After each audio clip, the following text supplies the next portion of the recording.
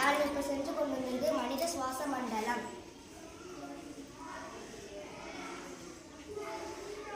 இதுதான் இதயம். இது காற்று நுண்ணுயிரிகளை ஆக்சிஜன் மற்றும் கார்பன் டை ஆக்சைடு வாயுக்களால் பராமரிப்பதற்கு உதவுகிறது. தேங்க்யூ.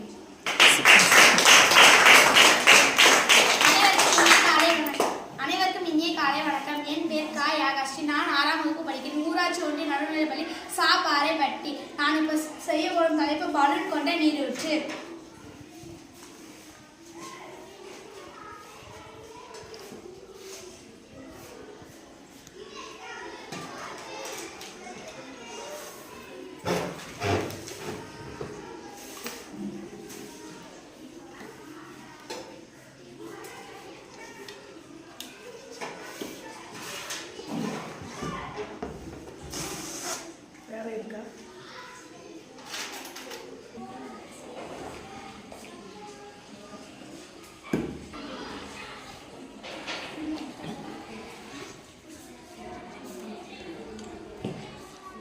பார்த்தீங்கன்னா இந்த பலூனில் இருக்க காற்று எடுத்ததுனால காற்று வந்து உள்ளே தள்ளும் போது இந்த தண்ணி வந்து ஸ்ட்ரா வழியாக விசையுடன் வந்து இந்த தண்ணி வந்து வெளியேறுது.